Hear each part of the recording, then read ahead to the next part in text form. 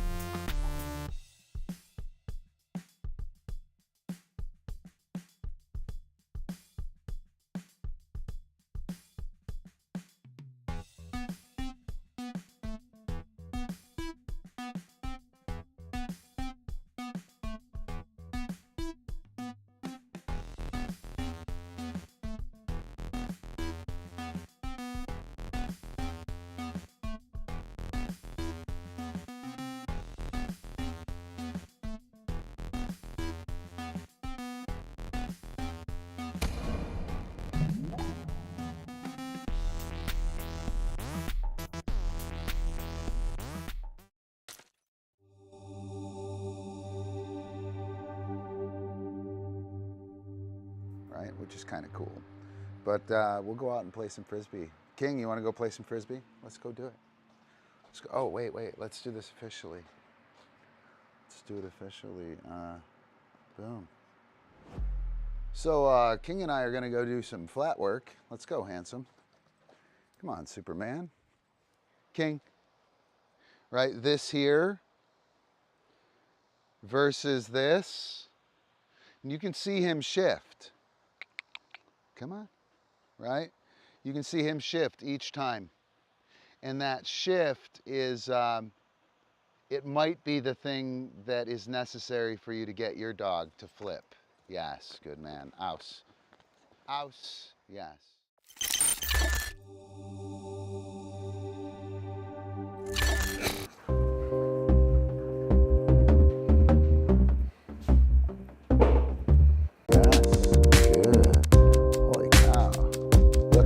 We have a weather girl, co-host, and a weather girl.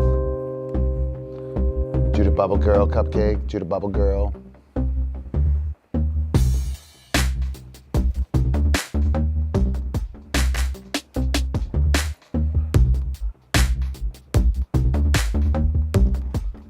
Hey, chill.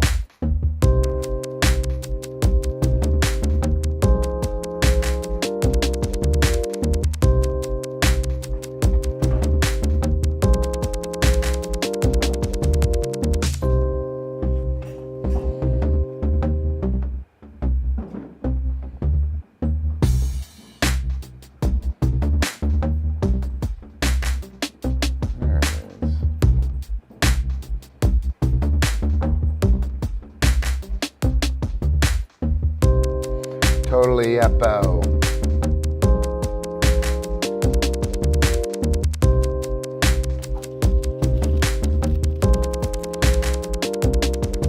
Cupcake, up, up.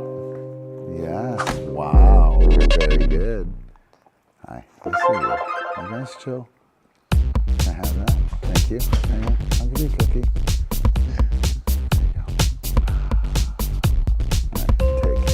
Good. Chill. I got thee. Oh, you got hosed. You got hosed. There are only 2.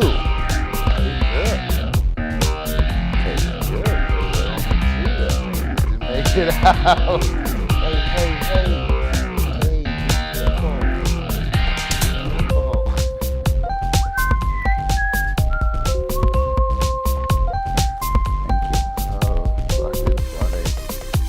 Cupcake, I can't reach it. Epic. Right? You get a good, hang on, I'll show you what? Sweet image of King Air. Cupcake, I can't reach it. Do it, Cupcake, do it. Yeah. Whoa, look at it.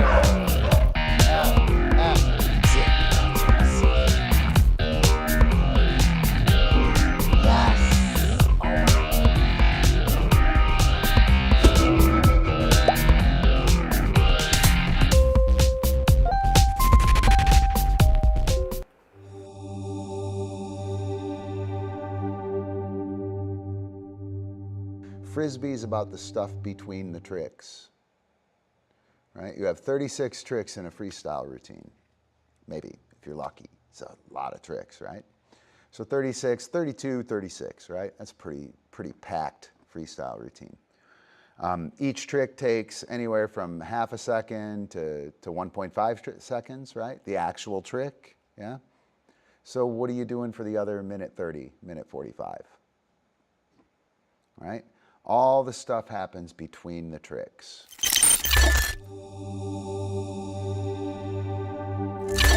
That's the Dojo bot, Ace of Hogan. Doing flip. Good. Ouse. Go. Ouse. Yes, ouse. Up.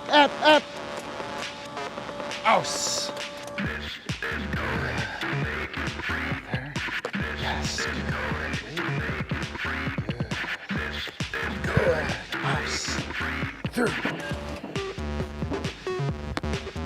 Yes, ouse. Yes. Badass. Go. Through and flip. Good. Ouse. Go. Ouse. Yes, ouse. Up. Ouse. Good. See, there it is, Sage Paw. Yes, good. Ouse. Through. Yes, ouse. Yes. Badass. Of course. All right, welcome to the show. Here we are. Oh, looks like I got screen share going on. Oh, you know what? I should be able to, boom. Yeah, there we go, right? Move that. Oops, I don't want to move that. Yeah, doesn't King look like a friggin' monstro? Look at him. It's King Air.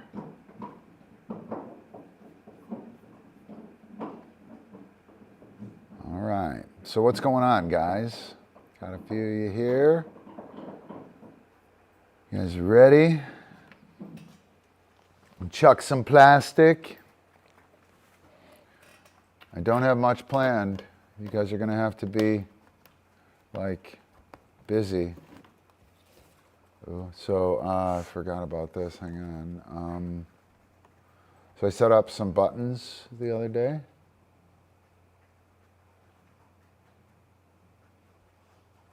All right, so I got the hero button.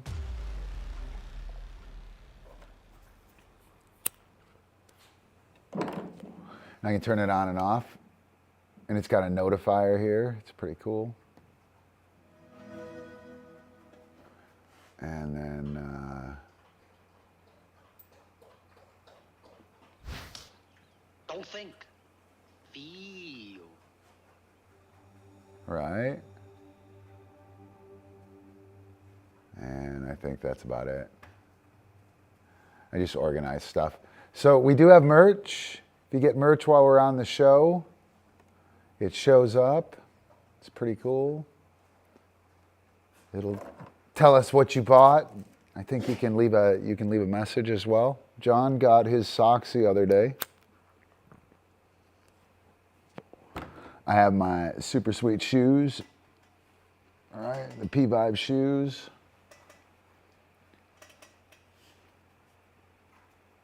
Right? Yep.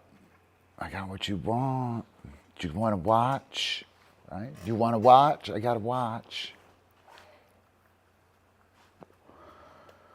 All right. So, throwing wise, what do you guys got? You guys got anything for me to riff off of?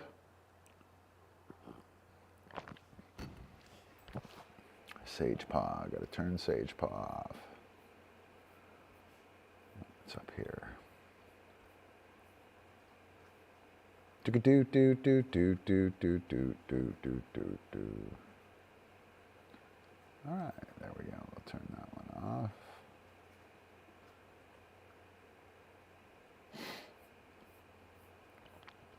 Okay. Need my light on. Eppie. Whoa. Quite a difference, eh? Here, look at that. Boom. Wow, Eppie, you came alive. You came alive. Cupcake, that'll do. So, got some pretty exciting news. Rut and flip with the fish. Yep, I will show rut and flip fish. I have 8 surveillance cameras. Chris and Otto. Chris cannot use the cameras, so we brought them over. So I have a wireless, or not wireless, I have a wired 4K camera system with recorder. So essentially, I'll be running recording in here all the time.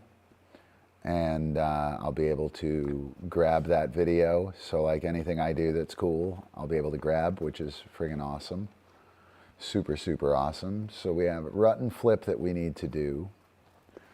And fish, yeah. And it's Throwing Thursday, Cupcake. What is your malfunction? What is your little malfunction? Do you want to try and climb up? Can you do the thing? Can you do it? Come on. You do it, do it. Come on, Cupcake, it's super cute. Come on. No, you can't jump, you gotta crawl. Do you remember? You can do it. Do it, do it. Oh, there it is. There it is. So funny. You could do it. You could do it. Oh. She's like a chimney dog. She's being taught to climb up the chimney. Oh. Almost. You're stuck though, Cupcake. You're stuck.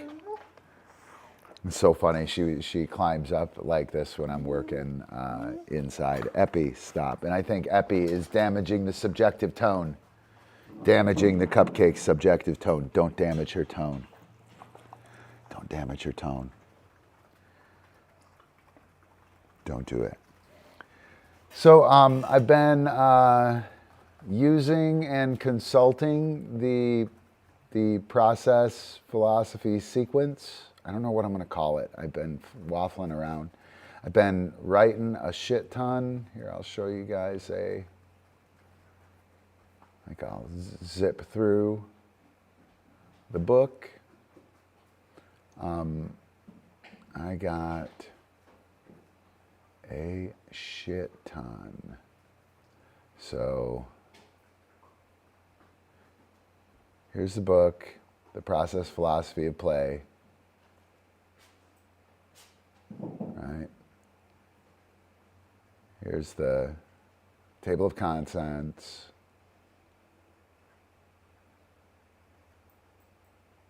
I put in a new game. I have a Skinner box. Yay, Sage Paw! I have a Skinner box game. I'm calling it the Skinner's Toy Box. Did some quotes to open. Here's what I'm going to do with the project, how to use this book. And then we dive right in with some crazy actual entities. These are the things that are in the environment that participate in your behaviors. Talk about the concrescent process of play. Physical pole, mental pole. Physical pole is classical conditioning. Mental pole is operant conditioning. Subjective form is the thing that sets the classical condition. These eternal objects are your behaviors, concepts, facts, things, and processes that the dog has done in the past. Dog handler team. You give the cue. The dog prehends everything in the environment, establishes the physical pole, which is the standing, classically conditioned state. The subjective aim takes over. Super awesome subjective aim. If any of you guys know affective neuroscience, there are 7 base mammalian affects. There's play, seeking, rage, panic, grief, lust, care, and fear. Haha, got them all, right? And when we see something, those affects are taken in, and the seeking system is engaged, and the affectual drive for whatever emotion was raised is engaged. And that subjective aim thing here, and subjective aim is the seeking system, or is the seeking system working in concert with whatever emotional affect is triggered at the physical pole through prehension. I'm super stoked about that. Wrote a bunch of stuff, rewrote pretty much all of this. This is that sequence, and then we have a couple of games. Where's the trigger? Laid out. A little bit of information on dogs generalizing well. Another game, Skinner's Toolbox. What it is, how to play it. And then the Kneffen framework, the Play Plus universe. This stuff over on the right is the matrix, stuff in your brain. This stuff on the right, or on the left, is everything that happens. This is the actual world. This is the fake matrix world that only exists in your head. We go through the clear and complicated domains, go through the complex and chaotic domains, the aporetic domain, and then we go into flow theory. And then after flow theory, I'm getting into the affective neuroscience, which isn't done. But there's, I'm pretty stoked, man. What am I? How many pages in?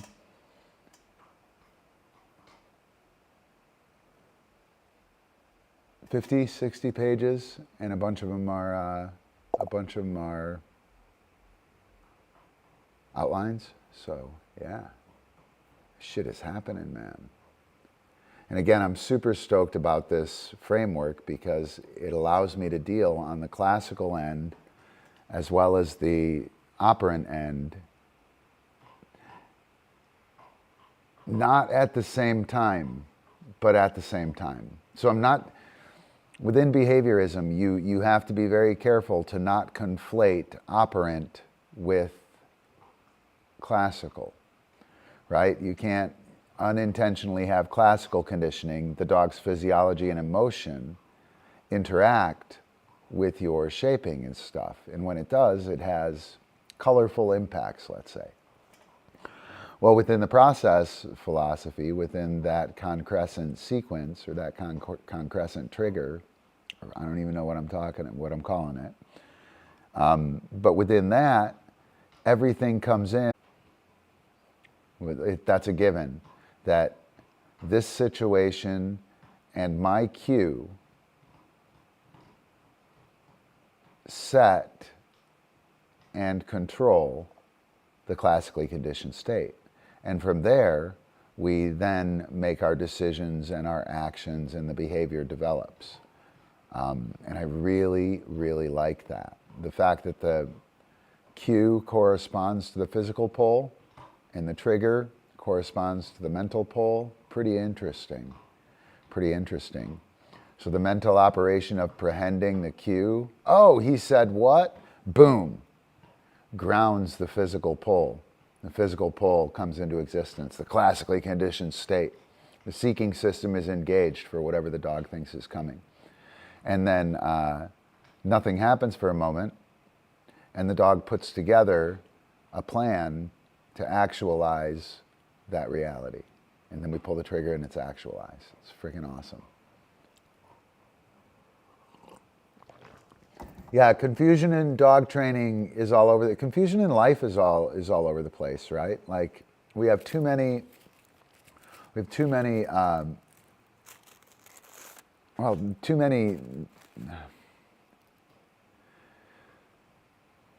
Dog training.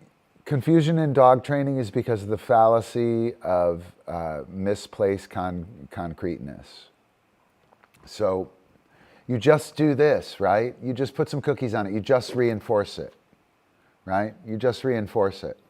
But just reinforce it is not, there's a bunch of abstraction baked into that.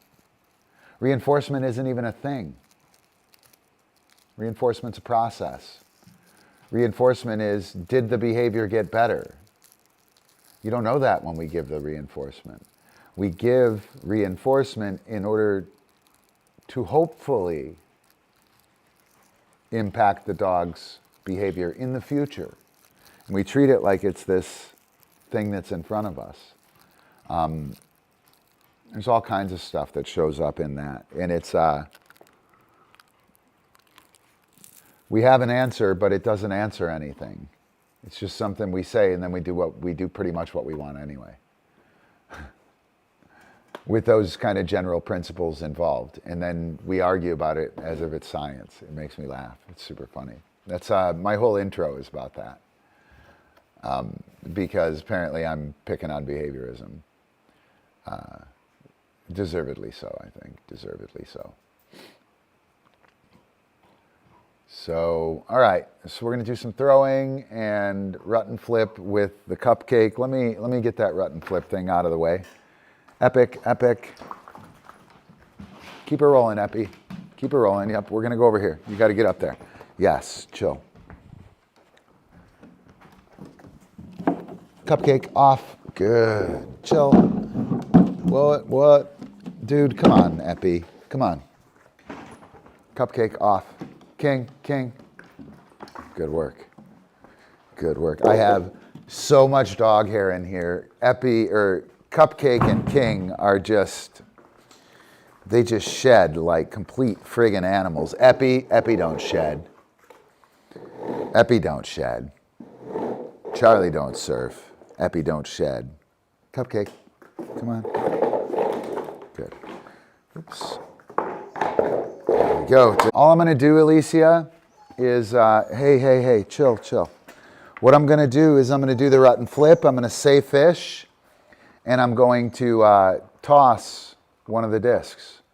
I'm going to prompt switch it. So, rut and flip, fish. Yes. Go. Right. Aus. Yes. Rut and flip, fish. Yes. I don't want to do, that's operant, okay? I don't want to do it operantly. So by me waiting, she didn't drop it. I thought she was going to drop it. So I'm going to say, rut and flip, fish. Yes. And I'm going to mark her bite, and I'm going to reinforce with the next disc. Mine. Yes. You ready? Zip, Eppie, zip. Rut and flip, fish. Yes. Good girl. And I'll mark when she releases. This is a prompt switch. I'm kind of undecided. Eppie, zip. Kind of undecided whether or not I should be marking or not. There's a call for it, depending on what angle of theory you want to look at. One way, so I'm conflating operant and classical, and that's trouble. but I'm also marking the time that the teeth come off. I need to take some time and look at it through the process philosophy lens. So I'm going to go rut and flip, fish. Yes. Yes, good. And that is going to get me in trouble, and I'll tell you why in a sec. House. I'm going to go with no marking so I don't fuck it up. Rut and flip, fish. Yes, good girl. I'm just going to prompt switch her bite with the presentation here. You know what? No. Rut and flip. Fish. Yes, yep. So, Alicia, while loading it up into the where's the trigger for the rut and flip, so it's a complex move, right? I say rut and flip, my dog does rut and flip. I want the dog to know that it's a fish beforehand. Rut and flip fish so that they plan on not holding it, right? At this point in time, she doesn't know either of them. And so it doesn't fucking matter what I want in the matrix world of my own brain. You know what I mean? It doesn't matter what I want there. What matters is what's going to happen now. She doesn't know that. So what I want to do is I want to do rut and flip. As she's going through, I'm going to say fish. She'll bite. I'll present the hand. And the fish and the presentation of the hand will be paired as a prompt switch. Hopefully that makes sense. That was kind of a big error, I think. Pretty big error that's fitting right within what we're doing in class. And I just have to make sure that I go back to a pure prompt switch rather than lump the current technique that I'm doing, where's the trigger, or the idea that I want her to resolve the trick properly. I can't put those two carts in front of the fish horse. I got to get the fish first, and I'm going to do that with a prompt switch. Rut and flip. Fish. Yes, good girl. Oh, yes, good girl. Yeah, and the clarity and throughput, mine just went out the roof for her. Rut and flip. Fish. Yes. Yeah, and I'm getting in a little bit of trouble there. You could see that I conflated operant and classical. I got confused. Epic. That'll do. I got confused, and then I didn't do it properly. Rut and flip, fish, bite, boom. Fish, bite, boom. Fish, bite, boom. Fish, bite, boom. Fish, bite, boom. Fish, I'll do no bite. She'll boom herself, right? Per the prompt switch. We're clear there, right, Alicia? I would like to do this better for everyone else, but it's important that you get it. So Alicia's in class. She's been kicking ass, doing really awesome work. Rut and flip. Fish. Yes. Good. Mine. Yes. Epic. Stop. Rut and flip. Fish. Yes. Good girl. Mine. And again, I want to pair this. That marker that I'm giving when she releases, I think with her granularity on the cueing and the triggering, I think she's really going to see that. I'm not going to mark it. I'm going to try not to mark it. Rut and flip. Fish. Good, yeah. Ah. And I'll just let the classical condition physical pole, mine, handle that. I won't operate with the mental pole at all. Ready? Rut and flip. Fish. Oh, yeah, I know. Mine. Ready? Rut and flip. Fish. Yes, good girl. Gosh darn it. I don't want to mark there. Ouse. Or fish.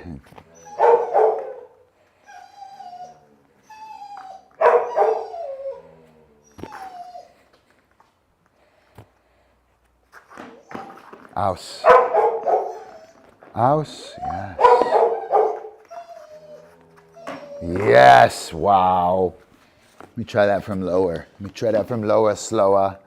So I'm not super excited about her manner in that. So I'm going to go lower. This is a slower right? It's a slower attack. Eppie, or mine. Zip. So from down here, she's got to go slower, right? Ouse. And I like the end over end flip. Yes. But I want her ouse to be a little more thoughtful. Ouse. Yes, and I want her to target the disc a little better. So I'm going to stand up and give it 1 or 2 more tries here. Wait right there. Ready? Yes, good girl. Ouse. Yeah, not a fan, Cupcake. Not a fan. Mine, awesome. Go do dog stuff. Epic, epic. King, king. Everybody, go do dog stuff. Nothing's happening. Nope, nope. Don't beat anyone's ass, Eppie. Don't beat anyone's ass. Please, Eppie, don't kill him. Eppie's like Wolverine. I used to really like Wolverine in the comics because, like, he'd be saving somebody and, like, Cyclops would have to be like, Wolverine, don't kill him. He's a hostage. It was awesome. He was a cooler character before the movies. Cupcake is not related to Wham. Cupcake is related to Remix. To Remix. Yeah, he's totally Wolverine.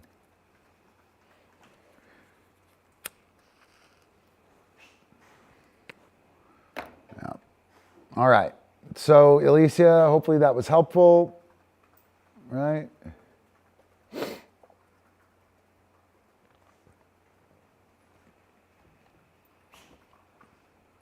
I read that as tip, so always tip your dog trainer. Tips get shit read on screen. Help me run the stream.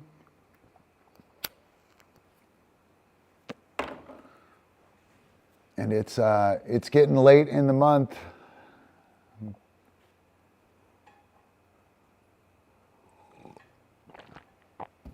Yeah, and you want to be careful with that prompt switch. There's going to be this real, because everything's happening right on top of you, there's this real kind of need that you feel to mark the release as you present the bite. You'll say fish, they'll hit it, and you'll present and they'll release and you'll mark yes because they're right here and you can see it so clearly. I think I made a big mistake there. Cupcake is super sharp. When I present here and then I present and she releases and I say yes, there's a consequent sequence. I essentially prompt switched the trigger of the disc into the cue. Do you follow me? I made that part of the cue. And now that's the thing that makes her release. And I marked it, which means it's now like in an operant chain. And she knows that. She's very slick on that, right? I'm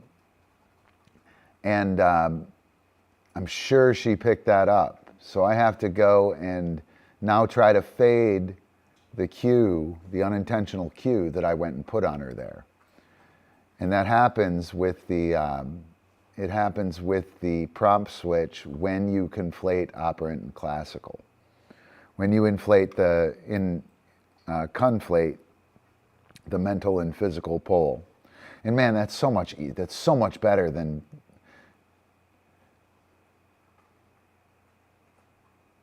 we're going to go operant. It means the dog is thinking. We're going to go classical. The dog is still thinking. I'm just trying to work with the other one while we're trying to do behavior. It's such a fucking train wreck. So much better. Mental pole, physical pole, right? That's what we're working on, not how we're working and towards what end.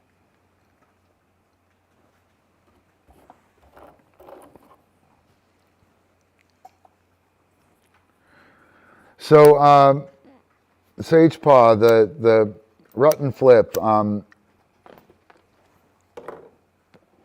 it shouldn't be hard. The hard part, I think, is when you send the dog goes halfway around, and then you open up to finish. right? And the opening up is the cue. So when I send, Jill, when I send Cupcake around, right? I send her around and then I open, and that's the cue. But otherwise, Makai, she goes around, she doesn't see it, she goes open. Makai, rut. Yes, when that opens, she sees it. So, Eppie, come on, dude. It's not that bad.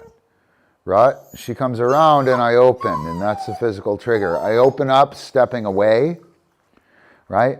When I do it with the rut and flip, I'm going to turn here,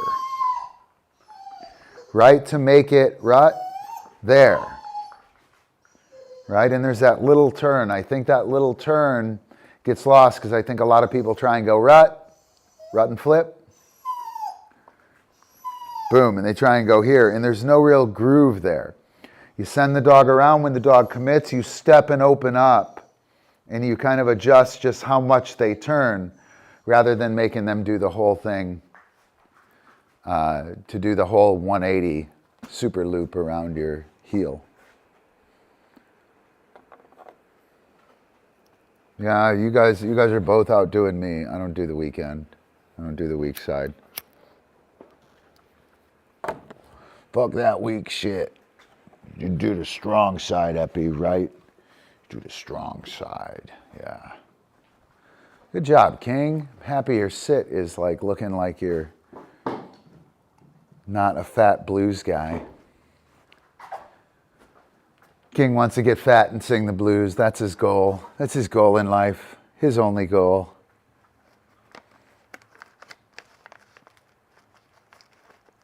His only goal. What you doing, Eppie? Oh yeah, I see you.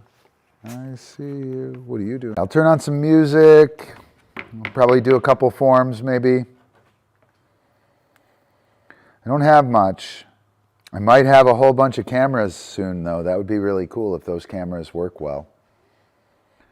That would be super duper terrific if they worked well. Wouldn't it, Eppie? Yeah.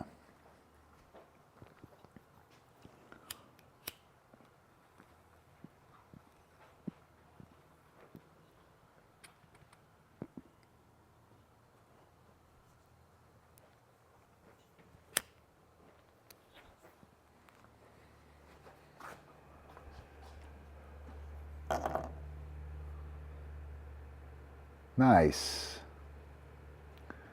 So you know what? I am going to go through this.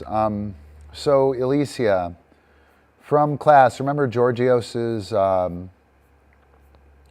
standing on hinds, the standing on the rear legs juggle.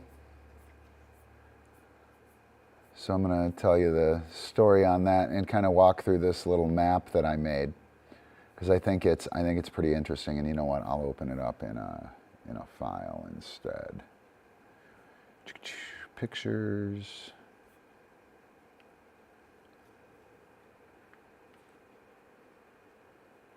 Yeah, that one will work. All right, so let's do this and blammo.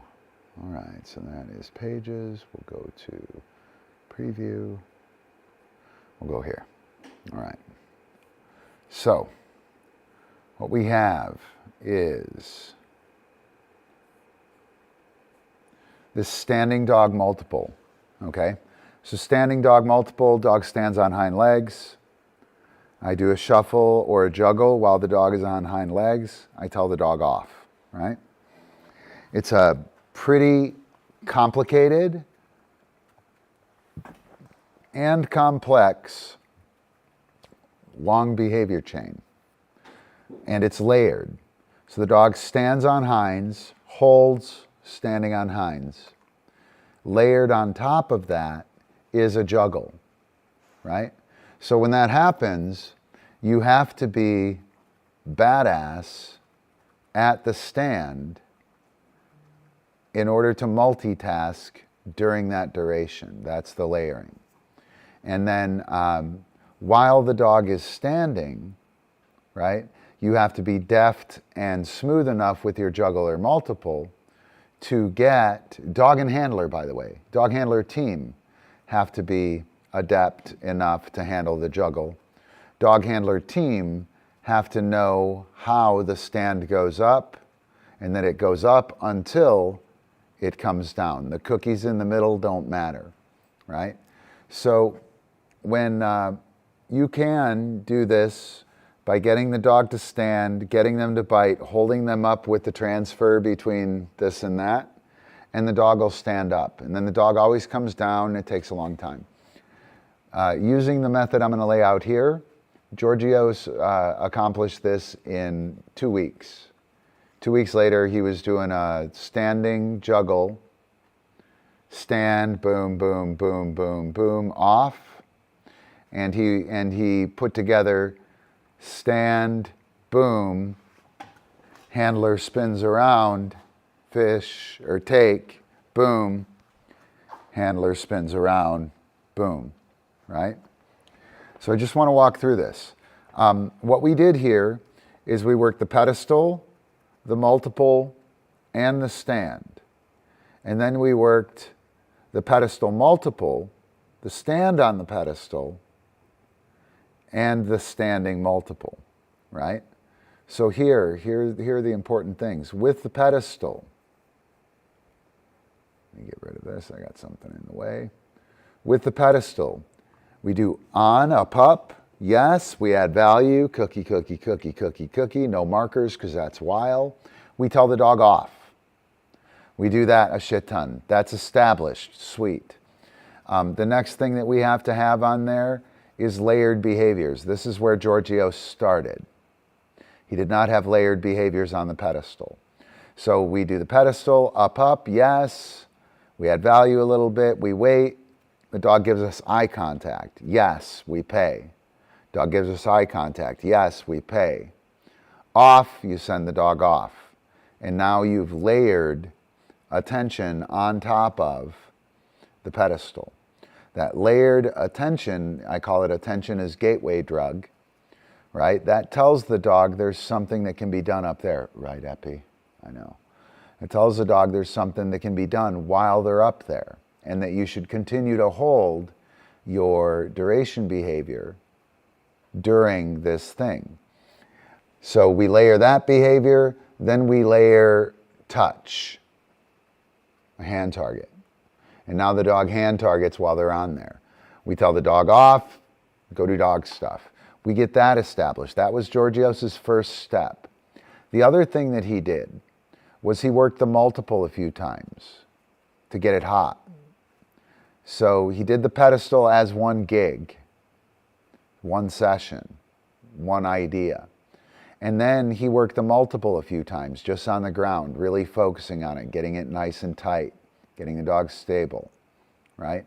Dog was an asshole when Giorgio started the multiple. So Giorgio's put the dog on the pedestal and did the multiple. But again, he did the juggle or shuffle, and one of them is give equals next, the other one is drop equals next. I want to get both of those, right? So I get the pedestal, I get the concept of off, I get the layered duration or the layered behavior on top of the duration, and I do the multiple. I get functional multiple. The dog can juggle or shuffle, the handler can juggle or shuffle. I use give in one of them, which is the juggle, because we're juggling, right? I throw it, you catch it, you give it to me. I throw it, you catch it, you give it to me. And the shuffle, out, out, out, out, out. Each one you're dropping, right? I get both of those. So I layer the drop into something like a duration thing, the multiple. It isn't quite that thing, but it almost is. And that isn't the point. The point is that while I'm doing the multiple, I'm working my drop and give.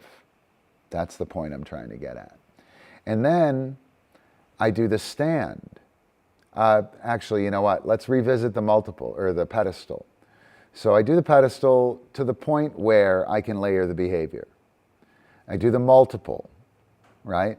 And I get to the point where I have give and drop. Both are working. So I then revisit the pedestal, and I put official duration on it. I enforce stall, and then only off is paid. And I make the off really important. This is critical to the step that's coming soon, right? So I go and I set up my multiple as the, the duration, the off, as the point of the pedestal. And I don't pay any added value. Stall, and I let the dog stay up there for 10 seconds. Off, yes, jackpot. And I put all the focus on the jackpot. I've got value up there, right? I tell her off all the time, but she doesn't see off as anything but some shit that happens, right? So then I go back and I rework the pedestal. Stall, yes. No cookies yet. Off, and the dog gets off, yes, and they jackpot. And I place all the value on the off cue. So now the behavior, it's just like the drop. They must be carrying in order to drop. They must be on the pedestal in order to get off. So they need to stay on the pedestal. I work my stand. Look here, on, add value, off, layered behaviors, duration, cue. The cue would be me enforcing cue control on starting it. And that's the last step for me. We move on to the stand. Stand, we get the on, yes, cookie, cookie, cookie, cookie, cookie, off, yes, pay. Stand, boom, cookie, cookie, cookie, cookie, cookie, cookie, cookie, cookie, off, yes. Go do dog stuff, right?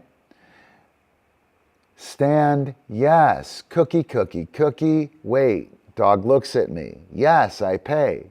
Now I'm layering the duration behavior. I'm layering attention. I'm going to layer attention and target on my stand as a duration behavior, right? So I do the stand, yes, cookie, cookie, cookie, cookie, cookie, cookie, cookie, cookie. Sorry, I thought I was drawing on here. Cookie, cookie, off. I get another one, stand. I give no cookies. The dog gives me eye contact. Yes, I pay. Dog gives me eye contact. Yes, I pay. Dog gets down. I don't pay. Dog stands up. Yes. Dog gives me eye contact. I pay. Off. Now we've got the layered behavior on the stand. Then I take the pedestal multiple, separate session, next day, a couple days from now. And I do the multiple on the pedestal. I localize the skill. Here's where the magic happens. While doing the pedestal multiple, I'm taking the layered behaviors from the duration and I'm making the multiple the layered behavior on the pedestal. So if I throw it and the dog misses, the dog will jump off to get the disc, jump back on in order to give because of the understanding of the layered duration behavior. You guys follow that? It's super important and it's fucking magic, right? So we're layering the multiple onto the pedestal. That layering of the multiple onto the pedestal is the same layering we're going to do with the standing multiple. The stand is a duration behavior that gets off, that is satisfied upon off. The pedestal multiple is a multiple on the pedestal that is satisfied on the off. And so I work pedestal until it's perfect. I do the multiple. I get it functional. I put it on the pedestal for the pedestal multiple. While I'm doing that, I work stand. I take it to the same level of duration understanding as a pedestal. I say up, you stay up, or I say stand, you stand there until I tell you off. And it's well understood the only way you're getting the cookie is through the off. right? I take the layered duration idea from the pedestal. I put it into the stand. This, by the way, is where I get the idea that that multiple is a thing. And multiple is like a stage, a staging area for behavior. When I give you the multiple, there may be things that are happening, right? So, and we're doing exactly the same pattern. On, add value, off, repeat. On, add value, layer a behavior, off. On, add value, layer a behavior, off. Once that's all awesome, on, no cookies, off, jackpot. Now we're focused on the duration, right? I move on from there. I don't even care about the cue until it irks me that they're jumping up there. Your mileage may vary. The multiple, juggle or shuffle, give equals next, drop equals next. I work that. I take the stand.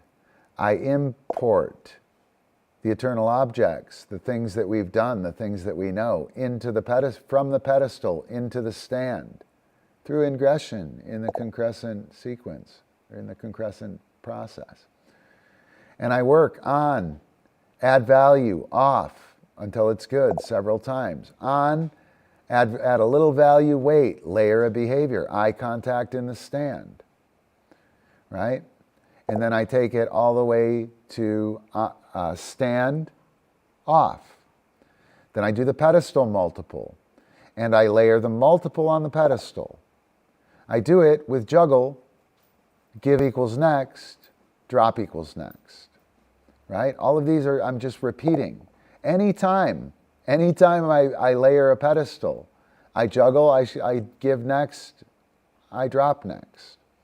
Anytime I'm doing a duration behavior, I get on, I add value, I get off until that's stable. Then I layer behaviors, attention. And I get on, add value, and off with behaviors layered in there. That gives me a natural desire-based duration up there. They're doing shit up there. Through that, they learn that shit can happen up there. Now the stand is happening on a pedestal. That stand is badass if the dog can do it on the pedestal. So the pedestal has been localized onto the multiple has been localized onto the pedestal and layered. The stand has been layered on the pedestal. So this idea of doing something really fucking hard while I'm doing a duration behavior, the pedestal is tuned up. And it's the same. I've done on, add value, off, layered behavior, duration, cue, once, twice, 3 times, 3 distinct sessions, all very similar, all totally different behaviors, right? And then I set up the situation and ask the dog to perform all of them. And the dog knows how to and has done all of them.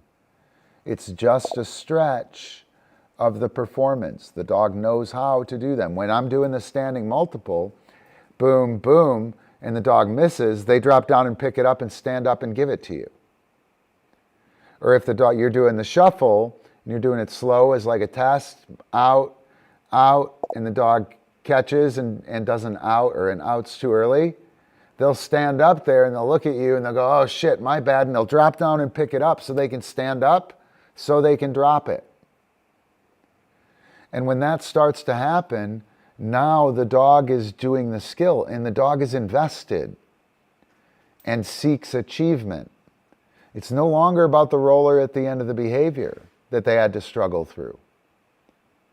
There is no struggle. This is a game. What am I doing? I can do this. I have that. Wait, I have that behavior. I have that. Let's try it again. Give me another shot. Right? It changes. She's on session, I don't know, 3 or 4 of stand. So I'll run through the whole sequence with you guys. I'll do it with her. I'll do it. We're not going to throw today. Nobody wants to throw anyway. Epic. Keep it rolling. Keep it rolling. Good. The other one that I would recommend as a pedestal So the pedestal is a great layering tool. The ball, dude. King. Good. The ball is like pedestal plus, right? So off, yes. I can start there, that's all right. Stall.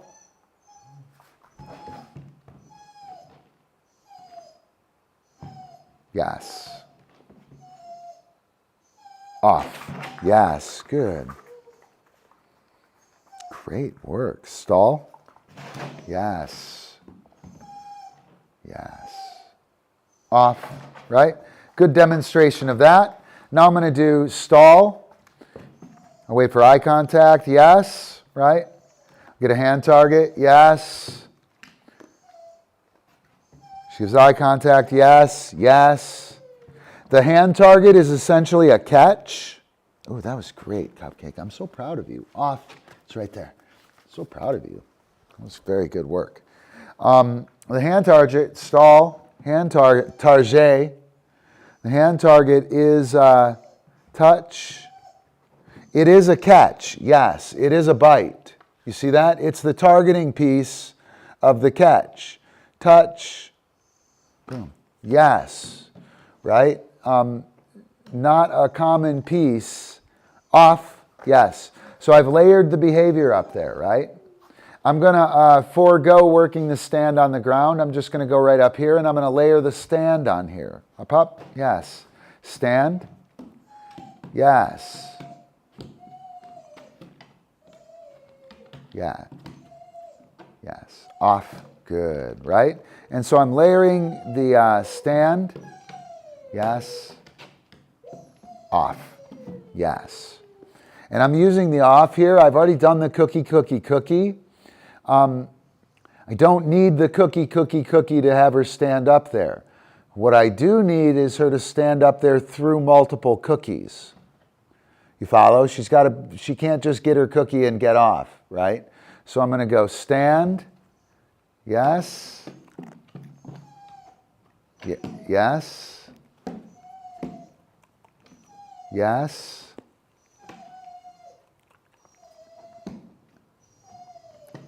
Yes. Yes. Off. Awesome. Did you see her work to get up there to do the layered behavior? She stood up. She was giving me eye contact, and she was like, oh, fuck, Ron, my bad. She stood up so she could deliver the eye contact. She's demonstrating that she knows that these behaviors are layered and that they are both duration behaviors that should be attended to. Right? I'm no longer getting her up with my cookie per se. Stand. Yes. Yes. Yeah. Yes. She's coming back up off because she didn't get the satisfaction of off. She did not satisfy duration. Off. And now we got the layer here. Right? So I've layered the pedestal with attention. I've layered the pedestal with hand targeting. The hand targeting is going to simulate the bite and catch, and the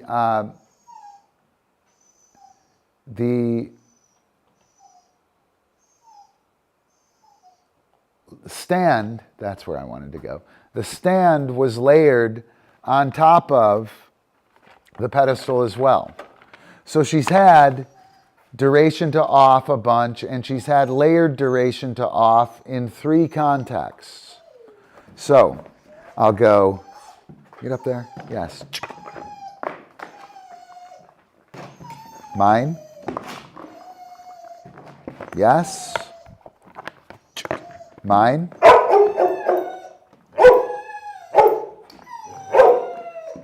yes. King, that'll do. Mine, yes. Mine. So you see this pattern. I'm going to see if this is going to go away. Yes. Mine. Yes. Mine. Yes. Mine. Yes. Mine. Yes. Off. Yes. Good work. Mine. Whoa, whoa. Yes. Awesome. Go do dog stuff. Whoa. Right? Okay, so I got a juggle on there, right? Here's something really cool about this. So this process philosophy thing that I'm working on, it involves, I'm using Yak Panksepp's seeking system or seven base mammalian affects is the affective neuroscience, 7 systems of mammalian emotion. I'm using that framework as like the physiological. I didn't think I was going to get something to address the classical condition and innate drives within the dog. I didn't think I was going to get that from the process philosophy, from Whitehead's concrescent cue thing. But it's fucking awesome because when we do this, right? When we do,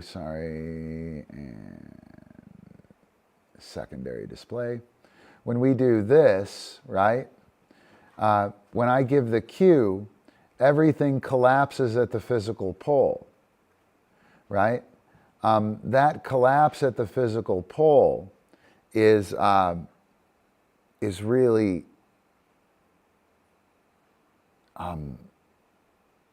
it's freeing because I can address the classical condition there. When that happens, when it collapses at the physical pole, that is when the seeking system is engaged. When you get hit with something that makes you angry, whatever hits you affects you emotionally. You get hit with something or experience or are in a state where something is making you angry. The seeking system activates. The seeking system is activated most of the time, but it kind of looks for something to apply the rage to. Right? You get angry. You look for something to hit. You get scared. You look for somewhere to run. If you don't have anywhere to run, you look for the thing to hit. And the seeking system navigates those autonomic emotional responses. They're called primary affective responses. And the seeking system like modulates that. And the seeking system seeks out these emotions. Play is the one of the emotions. And the seeking system seeks it out, right? So when we give the cue and we look at it through this process philosophy, the physical pole is the classically conditioned state, right? The subjective form is what comes out of that. Okay, I got this. These are the things available to me. This is the actual throughput of my loaded potential to do the thing, right?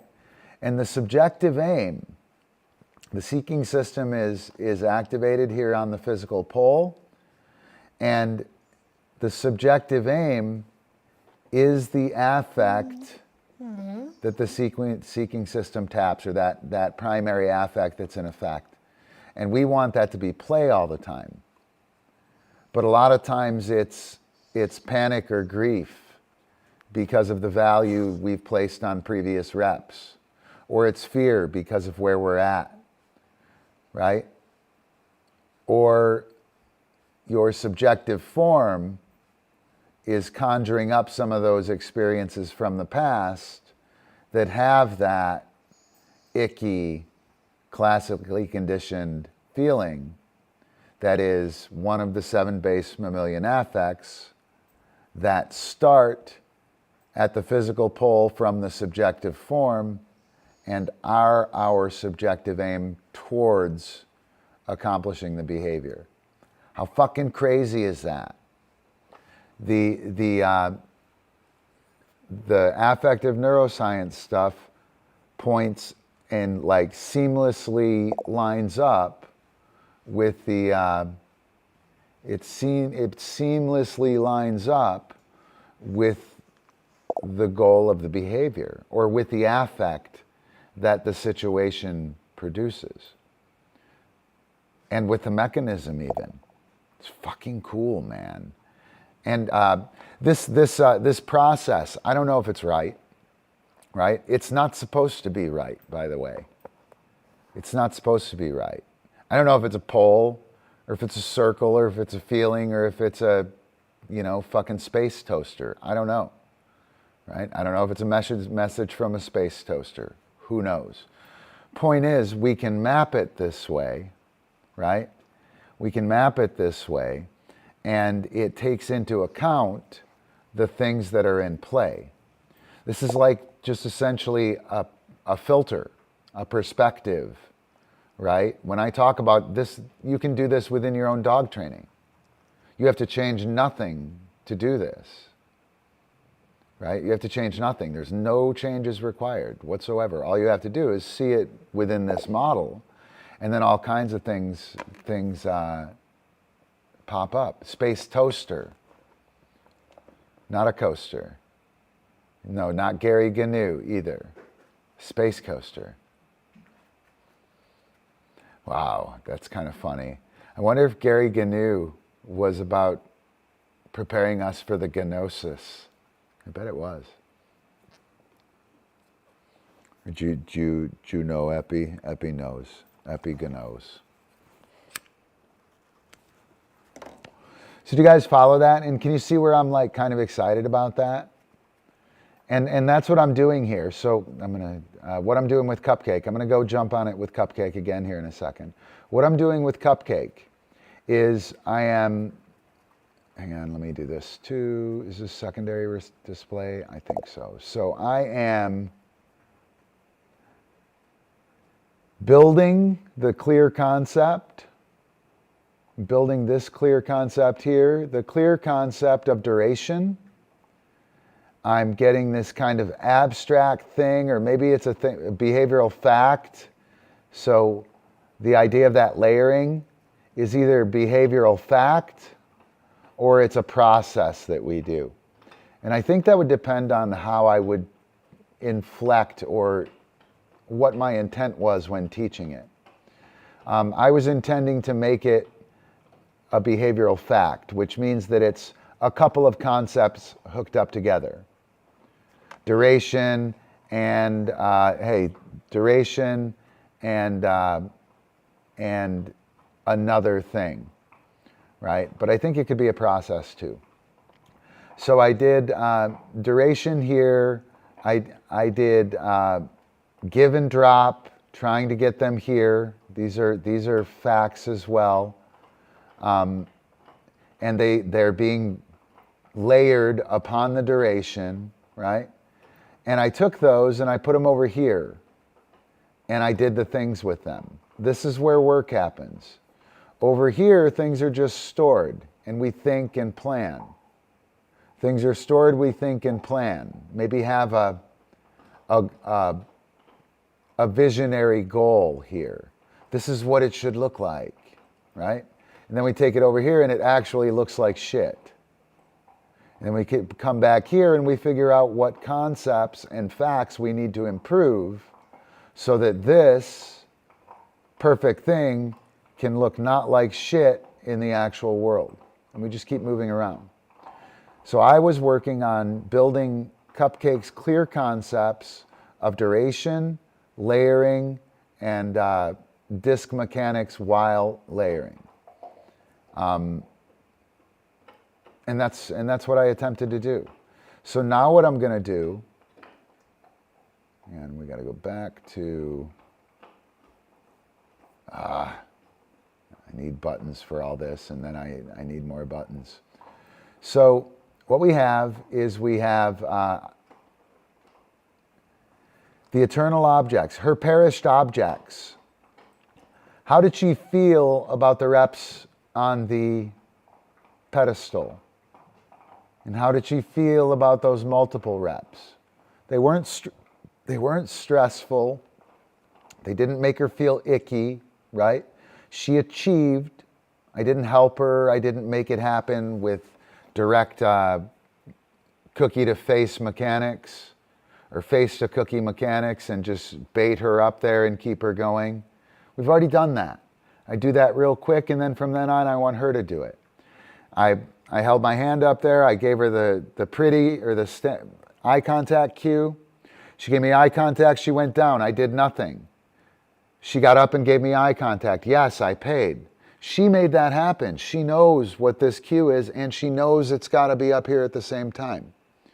And her doing that helps with the eternal objects that she will apply to the mental pole, her experience and the positive reps and the benefits, the next plus benefits of satisfaction. She will use those actions up here.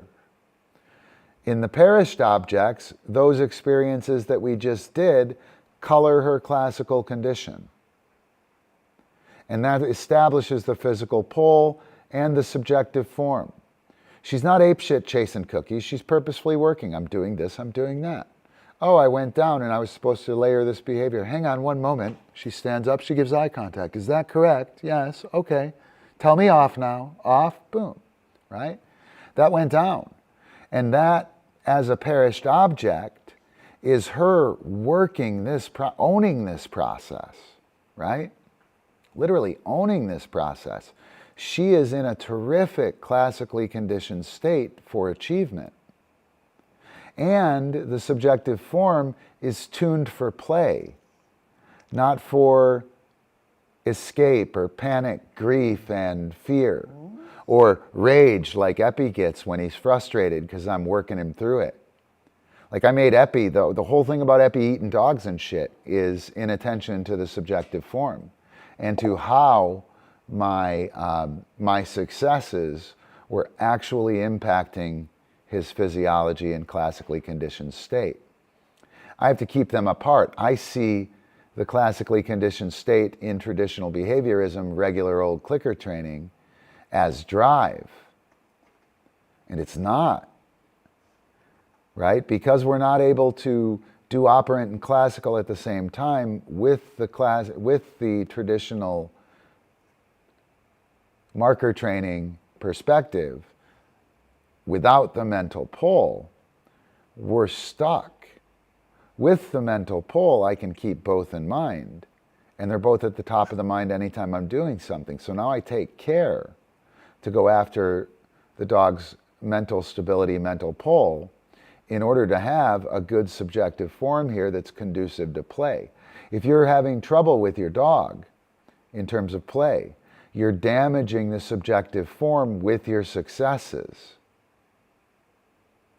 You're setting up the subjective form somehow. What the dog brings to the table for the next rep or for the interaction is incompatible with the play affect. That's capital P-L-A-Y. And the affect of play, per Panksepp, is really finicky.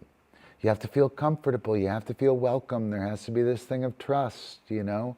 All of this stuff happens and then we can play.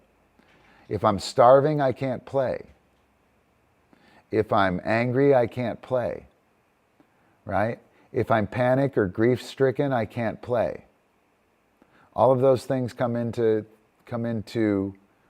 actuality before any behavior can happen. That's Pavlov, right? And our reps, our satisfaction over here in getting, we are taking the satisfaction. Positive trainers are greedily fucking gobbling up that satisfaction that the dog earned without regard to the dog's subjective form. We're taking all of the satisfaction and pretending that a cookie is enough for that work. And then wondering why you have to get better cookies and why they need more cookies and why the dog is reluctant to interact. The subjective form and the physical pole are where it starts. That's classical conditioning. If I kick ass and satisfy my behavior smoothly with the dog abstracting a little bit of reality, knowing what's going to happen, making sure that the subjective aim, the feeling and the impulse that we have is towards the kind of thing that we want, And then up here, bomb squad, crystal clear. These perished objects, my feelings and experiences from the reps that we've done, the classically conditioned tone of what we've done. God, that's fucking parallel classical conditioning. I've been trying to name that forever, and that tone does it. How we did the reps, how it felt, how stressful it was, etc., are our perished objects that create the subjective form, set up the classical condition, the physiological and emotional condition with which we're going to go to battle and set up our abstract thinking. If we're stressed at the physical pole, there's no abstract thinking. Our abstract thinking is desperate, confused, depressive or depressed, right? I don't care. Who cares, right? But if our eternal objects and our experience in getting through here is, fuck yeah, I got this, like it went down with Cupcake, we're cooking with gas, man. That shit's money. And so I'm going to go out and I'm going to do, I'm going to try a standing multiple with Cupcake. I'm just going to try it. And I'm going to give, and I'm going to give, and I'm going to give, and I'm going to give. Or I'm going to take the give and take the give. Right? Almost. I thought there was something cool there. I'm going to take the give and take the give. And she must be standing in order to give. And what's going to happen is she's going to give and get down. And I'm going to let her, and I'm going to hold my hand up, and she's going to come up and give. And as soon as she comes up and give, she's going to bang, bang, bang, bang, bang that give. She's going to crush it. Here we go. Chill. Cupcake. Stand. Mine. Oops. Mine. Mine. Mine. Mine. Off. Yes. Yeah, and we're done here. I did not hold her up on any of those. Mine. Yes. Stand. I don't have stand. Mine. Yes. Oh. Come on. I'm going to ask her to stand before the bite, and I'm going to get in trouble.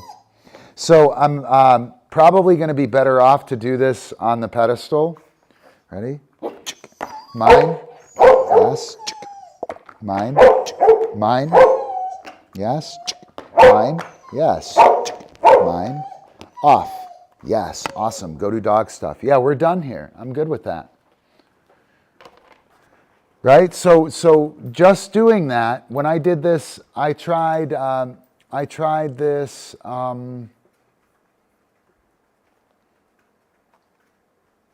maybe a week ago, right? Maybe a week ago, and it did not go very well at all. I've done Sage Paw, you saw, well, you guys have seen it. I haven't done anything outside of class on it, or outside of, whatchamacallit, streams. So I did 1 or 2 sessions of the stand. When I did the stand, I really held her up through the give, and I could have muscled it, right? I could have muscled it. I chose not to, and if she didn't have this like little mauling problem that she has, if she didn't have that, I would give, and I wouldn't hold her up there at all. If I let her go down initially, she's going to do the throwing the thing on the floor thing. And I don't want that. And maybe, you know what, maybe I'll work the pedestal specifically for that so that you can see me here going again with that Skinner's toy box, right? So a Skinner box is the little box you put the bird in. It's got a target on the thing, and they just target it, and you do shit with them. And that's there to eliminate everything else. And so a pedestal does that with a dog. It's also called table training within other dog sports. And it's got a terrible, people have done terrible things to dogs on tables. So I'm under no real, I'm under no pretense that I created that idea. And I'm well aware of the table training and, you know, so, oh my God, he's doing table training. He's probably pinching ears too, right? But I'm using it a little different. I'm using it specifically to layer behaviors and to create the dog needing to layer the behavior. With this, I'm going to get the drop and give. She's going to not be able to get off. And she's going to stop throwing it around because it's going to happen on the pedestal. So I'll go ahead and give that a shot. But yeah, pretty pleased with that cupcake thing there. Pretty pleased with that. That was nice. She came back up in order to do her thing. And I have to revisit it because I was a little caught unprepared for what I was doing. But I have a better idea now, so. All right, what's up, Eppie? You like the ignorant mob, huh? So he knows this is like a start, all the start music of the show, he knows. He gets excited, and he can hear it in my headphone. All right, so I'm gonna do give up here, up, yes. Mine. Yes. Mine. Yes. Mine. Yes. Mine. Yes. Mine. Yes. Mine. Yes. Oh, look at her. Wow, that was awesome. Hey, hey, hey. Mine? Yes. Mine?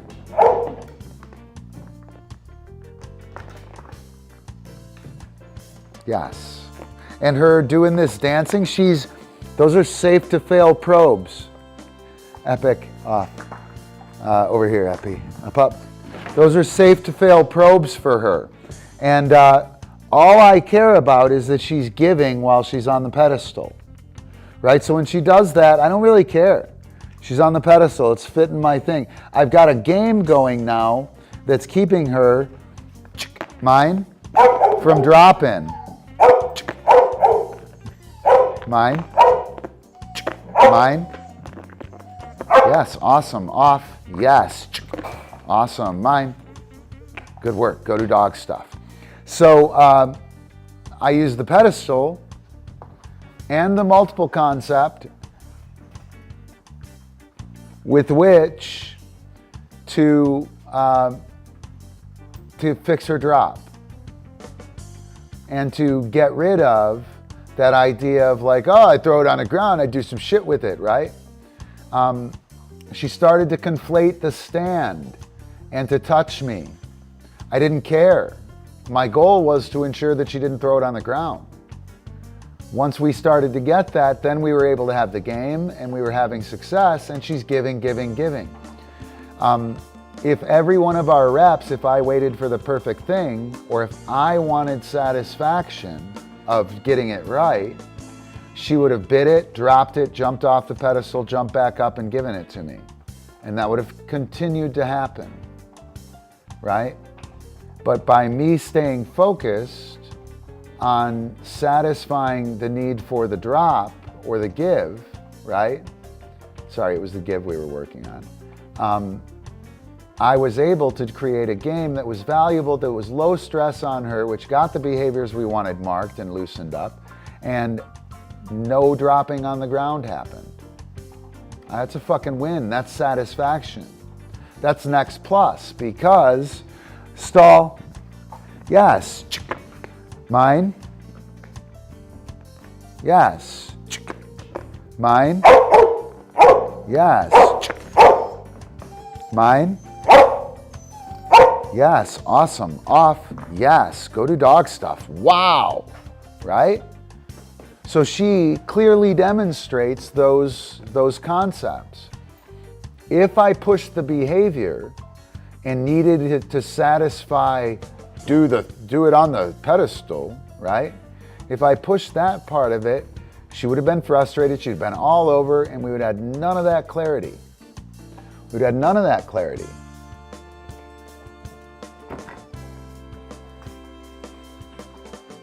Cupcake stall. Mine. Uh-oh. Yes. Mine. Yes. Mine. Yes. Mine. Yes. Mine. Yes. Twist. Twist. No. Twist. King, go. Twist. Yes. Mine. Yes. Spin. Yes. Mine. Yes. Mine. Mine. Mine. Oops. Mine. Mine. Mine. Mine. Mine. Mine. Mine. Awesome. Mine. Off. Awesome. Go do dog stuff. Whoa, look at her. Right? And now I'm working the multiple, and we'll do Friday, maybe tomorrow, Philosophy Friday. We talk about this again. I go through all this again, and she does a standing multiple tomorrow. What do you think of that? And I will have done a standing multiple in three 2-minute sessions on the standing multiple itself, and I don't know, a little bit of pedestal work in general. Fucking cool though, right? Right? And so that is not generalization. Okay, the reason that we have to do generalization in dog training is because dogs don't think.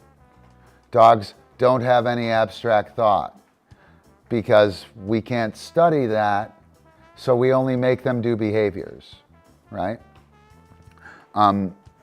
So what we have to do is we have to get the behavior and then generalize it. And that's how it works, because science. And that's not a joke. I'm being a dick, but I'm not being a dick. That's the truth of the matter. So there is no conceptualization within behaviorism, and there is. Everybody who's good at dog training, be a splitter, not a lumper, is about trying to make that happen. But we're fighting this frame that says it's just the cookies and just the doing that matters. So what I'm doing here very purposefully is I'm creating a set of concepts abstractly within the dog's mind, and then I'm asking them to use them as tools. And they're happy to do so. They're happy to do so. And this doesn't get weaker. It gets stronger, right? As long as you don't fuck it up and trigger Wolverine here. Don't kill him, Wolverine, he's a hostage. And that's what Eppie thinks when he's doing his back up. He gets very angry.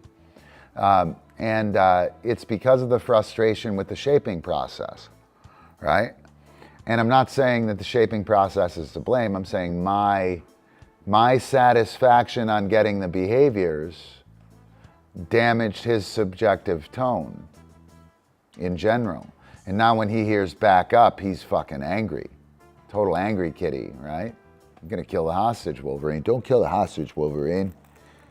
Don't kill him, he's a hostage. So we'll go over that again, and hopefully we'll have that. That would be a nice little coup, right?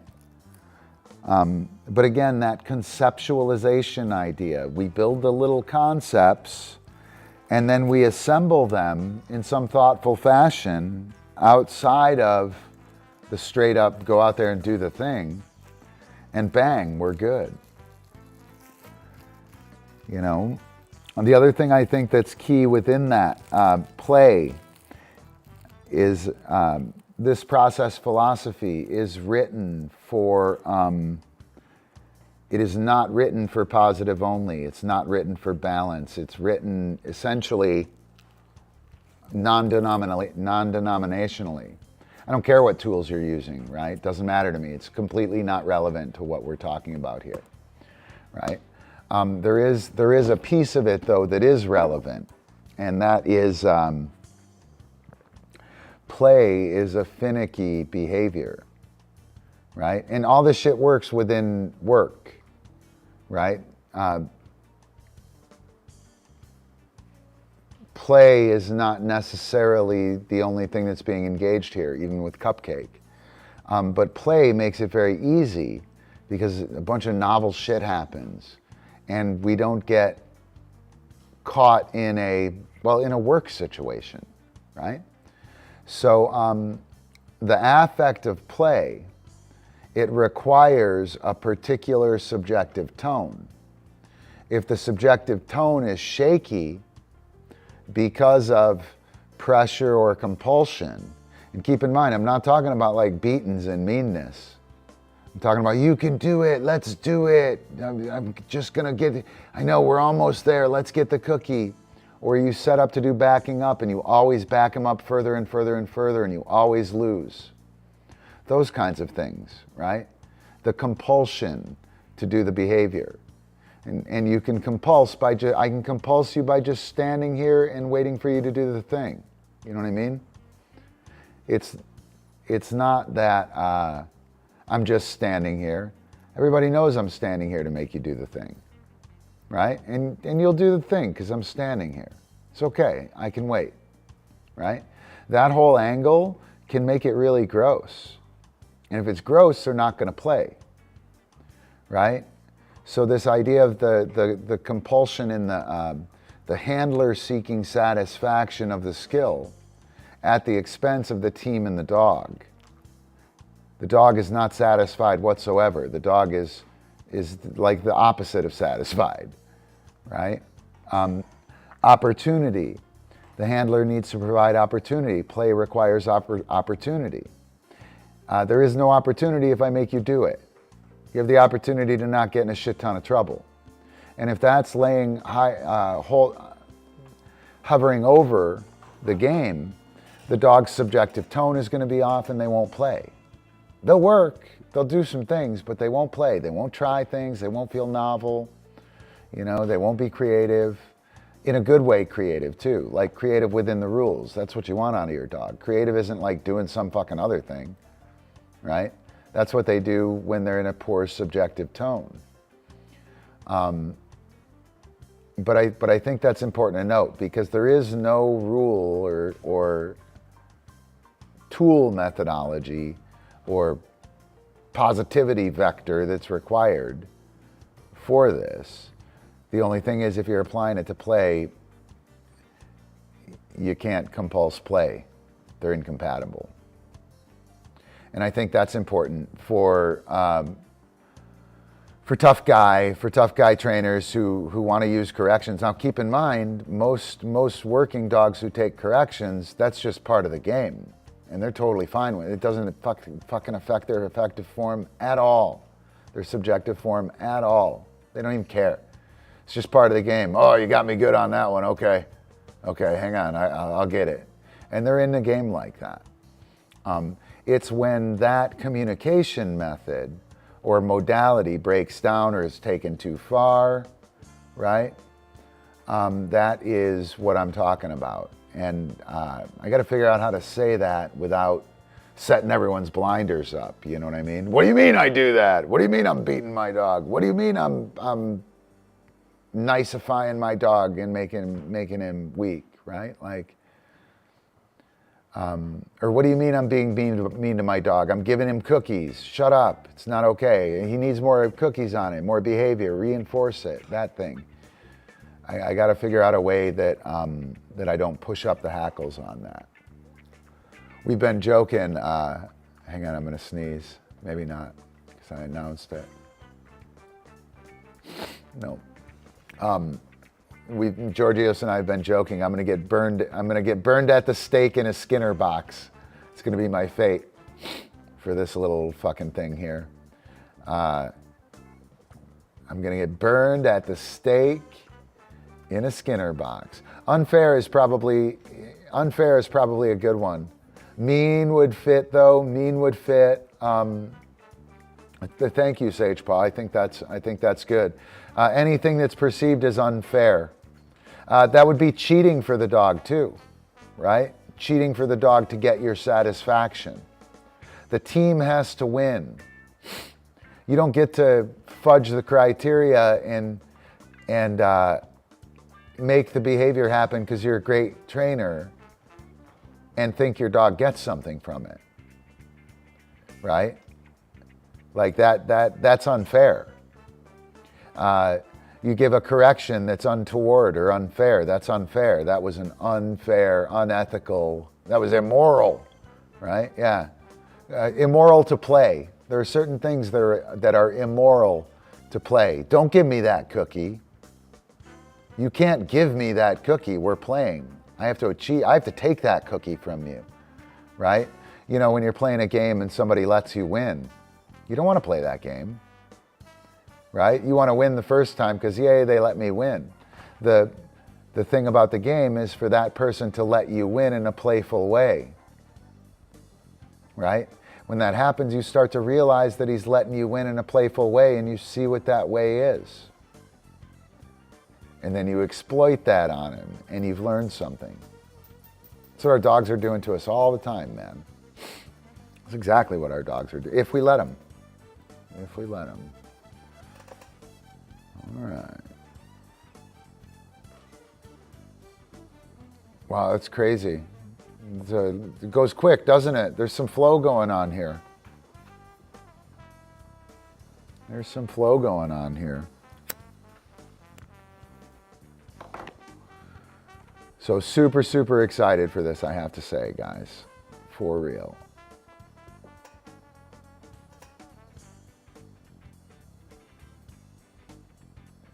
Hand purple blue piece. I'm working on it. I'm going to put it up here just for the, it's a code. If I can't break the code, Byron, I'll send you something in cursive so Ace of Hogan can't read it.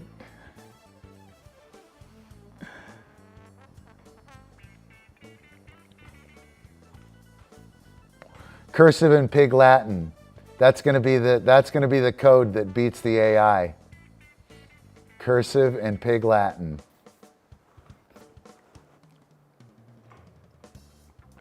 If you guys want something that's a hoot, if you guys, Byron, you'll dig this. You should do it.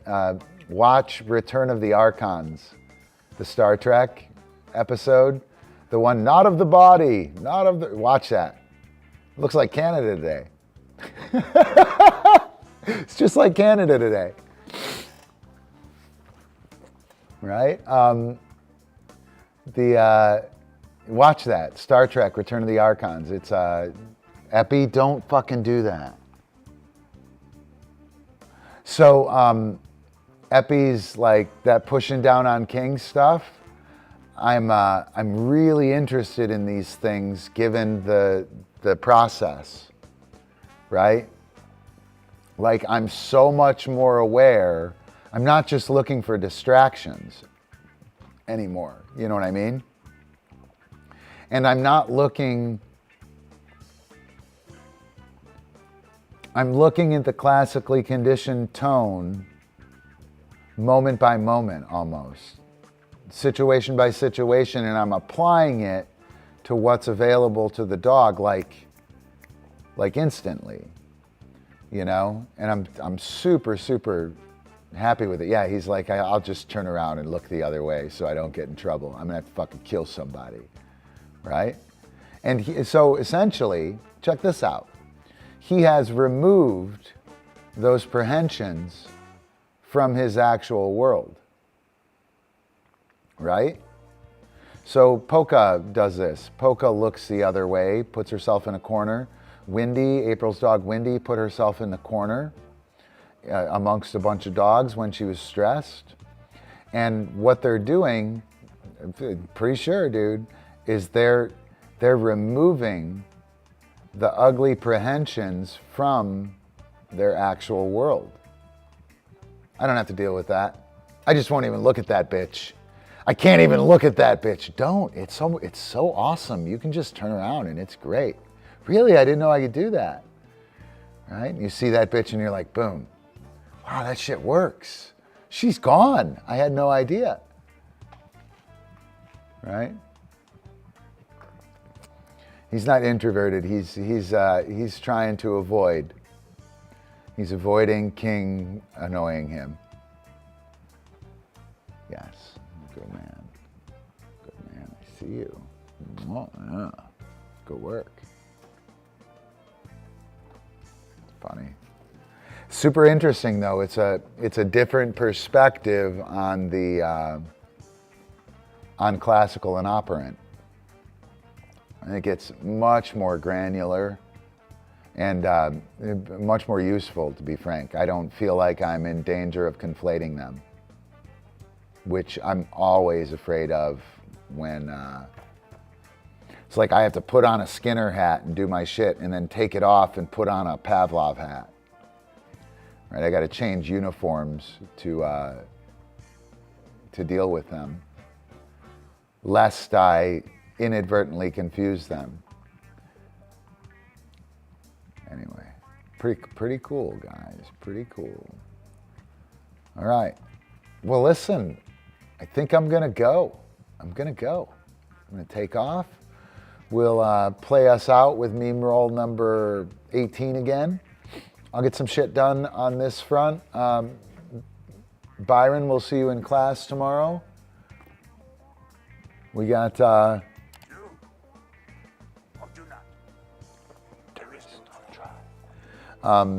patrons get access to classes, me and a bunch of other goodies. I'm gonna go ahead and throw this up here. Show would not be happening without our patrons.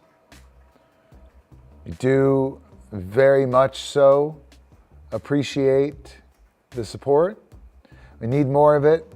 It does not cover production needs. We need to do more. If you know anyone who's interested in doing some cool shit with dog training and behavior, get them in on the Patreon thing. Again, Ace of Hogan and Sage Paw, you guys, the deal is still open. The deal is still open, only for you guys. And, yep, we got merch. I'll throw the merch thing up. I got sweet shoes. Woo! Sweet P-Vibe kicks. They're pretty nice, actually. And you can always tip your dog trainer. If you do it online, while we're on the show, you'll get some bells and whistles and shit. All right. All right. Super excited, guys. See you soon. Remember, don't think, feel. All right. See you guys soon. Oh, come on. Come on. Ruined it. Right? It almost worked. We'll see ya. See ya, Ace of Hogan.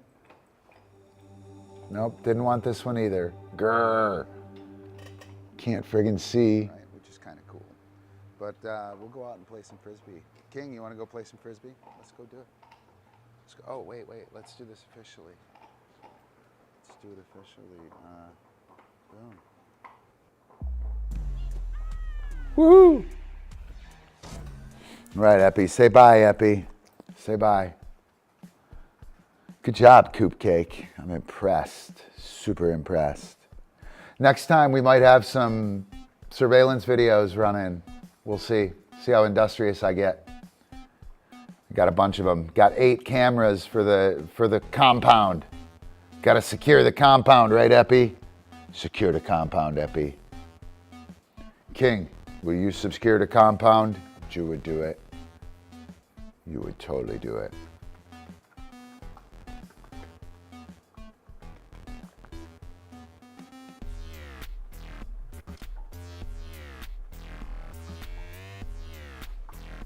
Look at that badass. King, you're such a badass on the stream.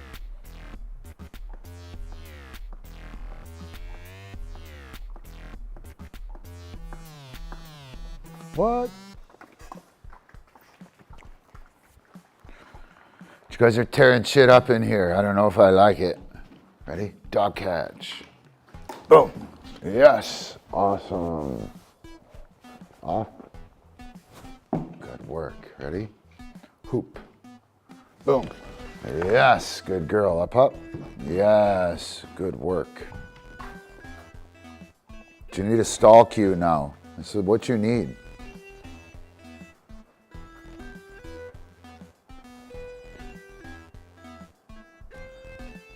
Right? I got glasses. I got glasses. See you guys.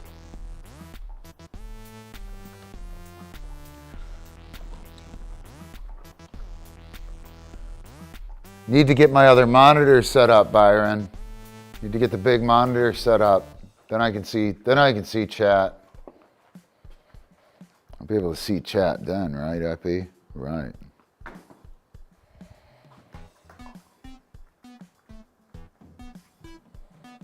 I like that dude and that dude.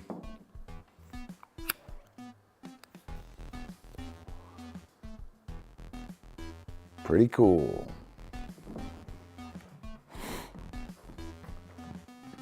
Do.